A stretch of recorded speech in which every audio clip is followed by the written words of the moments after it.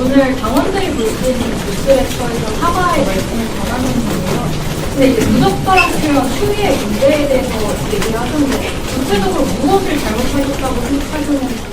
제가 누차 지금 3번 정도 기자분들 앞에서 말씀드린 것처럼 결국에는 그 표현을 제가 저 스스로는 아무리 순화해서 검증 과정에 나섰다 한들 국민들께 생각하는 그 기준에 부합하지 않았기 때문에 제가 그 부분에 대해 가지고 굉장히 죄송하게 생각한다라는 말씀을 드리는 것이고 우리 당원들과 또 지지자들에게는 특별히 따로 한 번 더 말씀드린 겁니다. 해당 발언이 여성혐오 발언이라고 생각하십니까?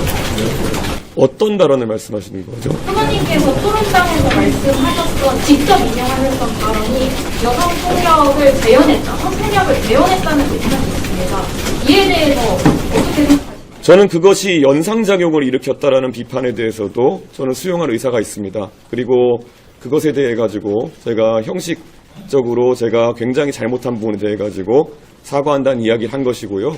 그런데 말씀하시는 것이 그러면은 원래 그것의 원래 원소스였던 그런 문구 그것이 저는 폭력적이냐는 그것에 대해서는 굉장히 문제가 될 만한 사안이고 그리고 그 내용은 사실 저도 온라인상에서 뭐 제가 페이스북이나 SNS 활동을 하면서도 가끔 거친 표현들을 보긴 합니다만은 그런 형태의 표현은 굉장히 왜곡된 성의식을 보여주는 것이다.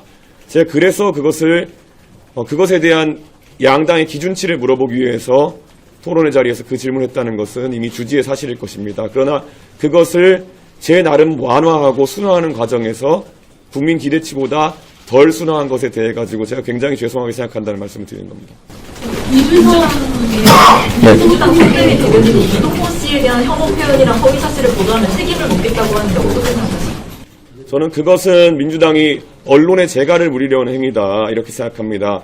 민주당은 지금 사전투표가 진행되는 과정이기 때문에 이 시기만 넘기면은 사실 선거 결과에 크게 영향을 주지 않을 것이라 생각해서 언론의 입을 틀어막고 있습니다. 그런데 우리 국민들께서 그 발언이 실제로 존재했는지 여부와 그리고 그 발언에 대해서 민주당이 어떻게 생각하는지 정도는 아셔야 된다고 생각합니다. 그런데 그것에 대해서 계속 정확한 답변을 하지 않고 가짜뉴스라고 시간을 벌려고 하는 그런 모양새는 민주당이 책임 있는 자세가 아니다라고 생각합니다. 그리고 국회의원 제명이니 뭐니 이런 식의 다른 물타기식 뉴스를 내보내가지고 그것에 대한 사실관계 검증을 막는 것 이게 민주당의 언론관이고 실제 본인들의 정치 행태다 이렇게 말씀드리겠습니다. 이게 그 TV 토론에서 그런 발언을 한 것이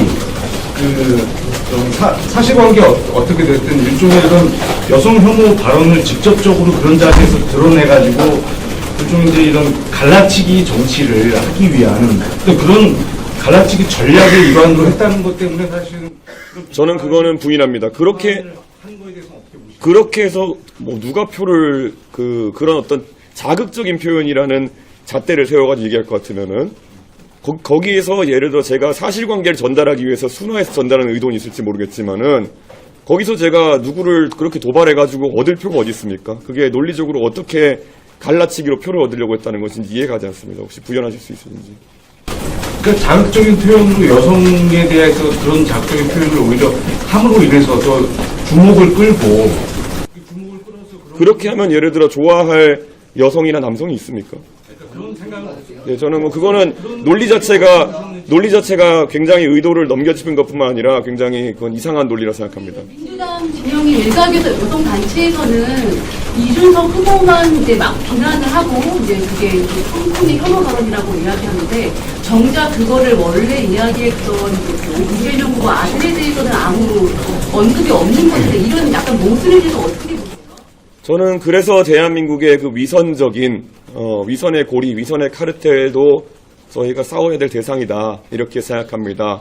실제로 대한민국의 정치사에서 무수히 많은 검증과 그리고 그에 따른 어떤 대응이 있었지만은 이런 식으로 대처하는 경우는 전 처음 봤습니다. 예를 들어 지난 대통령 선거 과정에서 그때는 영부인 자격을 놓고 김건희 여사에 대한 검증을 하는 과정에서 김건희 여사가 어떤 인물인지는 차치하고라도 그에 대해 가지고 어떤 예명으로 부른다든지 아니면 여러 가지 그런 사안들에 대해서 민주진보진영이라고 하는 곳이 보였던 자세, 아니면 여성단체나 이런 것을 보였던 자세라는 것이 어떻게 지금 와서 보면 그렇게 위선적일 수가 있겠느냐라는 판단을 하는 것이고, 저는 제가 아까 말했듯이 저도 놀랐던 것이 사실 가치 중립적인 단어라고 저는 생각했지만은 그 부분에 있어서 불편하신 분들이 많았다고 하기에 제가 잘못했다라고 사과하는 것인데, 분명히 한 달도 채 지나지 않은 다른 정당의 경선에서는 비속어로 사실 그런 내용들이 거론되었던 바가 있는 겁니다. 제가 사실 지금 저와 경쟁하는 후보님의 말씀이라서 옮기진 않겠지만은 여성에 대한 굉장히 성적인 비하를 하는 그런 전통 소설에 대한 그런 이야기를 하는 것들이 노정되었는데 어느 누구도 이런 프레임으로 그것을 바라보지 않았습니다. 그때 그 검증을 하겠다 나섰던 분은 저처럼 완화를 하려고 했던 것도 아니고 원문 그대로 읽었는데도 불구하고 그때는 그런 비슷한 지적이 없다가 지금 대선 국면에서 사실 저는 순화해가지고 사실 원래 발언을 보신 분이라면 경악하실 것입니다. 어떻게 그런 상상을 할 수 있는지 자체를 저는 놀라서 제가 검증을 한 것인데, 사실 그거는 굉장히 이율배반적이다 이런 생각이 좀 듭니다. 죄송한데 불편한 질문일 수 있지만은 이제 민주당의 경우는 성상납을 갖지 않았다라는 걸 허위사실을 이제 김표적으로 이제 하시는 게 고발한 경우인데요. 성상납 갖지 않은 게 맞는 거죠. 이미 그것은 자꾸 민주당에서 공소시효가 도과되어가지고 검찰이 판단을 하지 않았다 이런 식으로 얘기하는데요. 그 건에 대한 무고 혐의로 누군가 절 고소한 건으로 인해 가지고 공소시효와 관계없이 그때 그 건을 다뤄가지고 다 나온 사안이고 공식적인 발표로 다 끝난 사안입니다. 그렇기 때문에 그것을 자꾸 물고 늘어지는 것은 결국엔 선거에 영향을 미치는 행위로밖에 볼 수가 없다 이렇게 생각합니다. 그 발언을 하려고 했던 것들을 이제 사전에 논의해가지고 사전에 준비해서 했다고 말씀하셨었는데요. 그게 그 전략이 잘못됐다고 인정을 하신 겁니까? 전략이라고까지 얘기하고 싶지 않습니다. 사실 그때 보면은 외교안보 질문을 하고 마지막에 한 몇 초 정도 남은 상황에서 그때 이제 그 부분에 대해 질문하게 된 것이고, 다 아시겠지만 제가 권영국 후보에게 그 전 토론에서 여성 갈라치기니 혐오니 이런 비슷한 지적을 받아서 제가 한 가지 사례만 들어달라 했는데 그때 사례 들지 못하셔가지고, 반대로 이런 류의 발언에 대해 가지고 민주노동당은 어떤 기준을 갖고 있느냐고 물어본 것이 저의 전략이라면 전략이었던 것이고요. 사실 굉장히 부적절한 발언이기 때문에 이 부적절한 발언에 대해서 권영기 후보가 저는 명쾌하게 판단을 내려주실 거라는 생각으로 질문한 것이지 거기에 대해서 다른 의도는 없었습니다. 네, 여기까지 하겠습니다. 네, 감사합니다. 그만할게요. 네, 감사합니다. 네, 그만할게요. 네. 사과도 다 포함되어 있는. 네, 감사합니다. 여가부 폐지만 얘기하시다가 이럴 때 왜 여성 혐오를 이야기하신 거죠?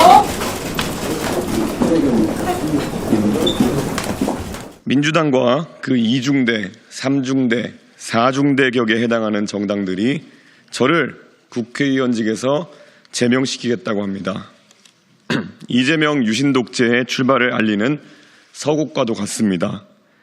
이재명 후보가 만에 하나라도 집권하게 된다면 어떠한 일이 벌어질지 예고편처럼 보여주는 풍경입니다.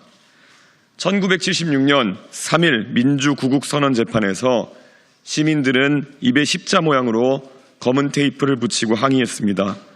우리가 역사책에서 사진으로 하나 봤던 그런 풍경을 오늘 현실에서 겪게 될 줄은 차마 꿈에도 몰랐습니다.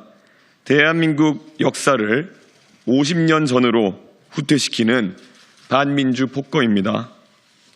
저를 제명하겠다고 하면 물론 언론사 기자들에게도 보도 지침을 만들어 겁박하고 이른바 민주파출소를 통해 카톡 검열, 유튜브 검열까지 하고 있습니다. 저들은 지금 자신들이 무슨 짓을 저지르고 있는 줄도 모를 것입니다. 입만 열면 김대중 노무현 정신을 외치더니 전두환의 계엄 정신을 이어받은 세대인가 봅니다. 윤석열은 정권 잡고 나서 저를 죽이려 들더니 이재명은 정권 잡기도 전에 저를 죽이고 시작하려는 것 같습니다. 거두절미하고 말씀드리겠습니다. 저는 죽지 않습니다. 분연히 맞서 싸우겠습니다. 닭의 목을 비틀어도 새벽은 온다 하셨던 김영삼 전 대통령의 말씀을 기억하겠습니다. 이 싸움은 전선이 분명합니다. 이재명 같은 독재자, 유시민 같은 궤변론자, 김어준 같은 음모론자와의 싸움입니다. 그들을 교주처럼 떠받들면서 우리 사회의 자유와 민주, 과학과 합리의 공기를 질식시켜왔던 그 세대에 맞선 총력전입니다. 인권과 민주주의를 전매특허처럼 여기는 세력이 상대의 인권을 짓밟는 일은 예사로 알고 약자를 비하하고 조롱하고 계층과 세대로 대한민국을 갈라놓고도 그런 세상을 만들어 놓고도 문제의 해결을 촉구하는 정치인을 오히려 갈라치기라고 몰아세우는 책임전가 세력과의 전면전입니다. 민주화 평등을 말하더니 속으로는 학벌주의와 선민의식에 찌들어 뒤로는 온갖 부정과 협잡을 일삼으면서 부와 명예를 물려주려고 하는 내 자식 제일주의 세력, 여성과 노인을 앞세우더니 음침한 골방에서 여성을 성희롱하고 폭행하는 범죄 행위는 가장 많은 정당, 수시로 노인비하도 서슴지 않았던 사람들에 대한 전국민적 심판입니다. 자신들은 유죄 판결이 난 사건에 대해서도 거짓말이라고 끝까지 잡아떼면서 상대방을 향해서는 이미 무혐의로 종결된 사건을 가지고도 성상납인이 하는 입에도 담기 힘든 저급한 용어를 끊임없이 반복하여 조롱하는 우리 권리 유일주의 세력. 자신들은 그 어떤 부적절한 발언을 해도 표현의 자유라고 우기면서 자유의 수호자처럼 행세하더니 젊은 세대가 아주 작은 실수라도 하면 싸가지 없다, 경우를 모른다, 기어오른다 라고 집단 린치를 가하는 우리 세대 패권주의 세력. 이러한 위선의 역사에 종지부를 찍어야 합니다. 이제 그들이야말로 정치권을 떠나고 젊은 세대가 나라를 이끌 수 있도록 이번 선거에서 심판해야 합니다. 선거 결과를 통해 그들이 부끄러움을 알 수 있게 해야 합니다. 저 이준석은 이재명을 비롯한 위선 세력과의 싸움에서 항상 맨 앞에 서왔습니다. 그들이 저를 두려워하고 이준석 죽이기에 혈안이 된 이유가 바로 거기에 있습니다. 이 싸움은 제가 앞장서고 있지만 결국 국민 여러분과 함께 이겨내야 할 싸움입니다. 저희 개혁신당은 의석이 3석밖에 되지 않고 기득권 정당에 비해 자금도 턱없이 부족합니다. 국민 여러분께서는 그런 저에게 10% 넘는 지지로 시작할 용기를 주셨습니다. 이제 15% 넘는 지지로 저희에게 갑옷을 입혀주시고 20%, 30% 넘는 지지로 적토마와 긴 창을 주신다면 우리는 이 전쟁에서 반드시 승리할 수 있습니다. 기적은 시작됐습니다. 사전투표가 오늘 마무리되었고 본투표에서도 기적은 계속될 것입니다. 다시 김영삼 대통령님의 말씀을 되새깁니다. 닭의 목을 비틀어도 새벽은 온다. 그리고 노무현 대통령께서 사랑하셨던 상록수 가사처럼 깨치고 나아가 끝내 이기겠습니다. 감사합니다. 이준석 4번 압도적 새로운 이준석 4번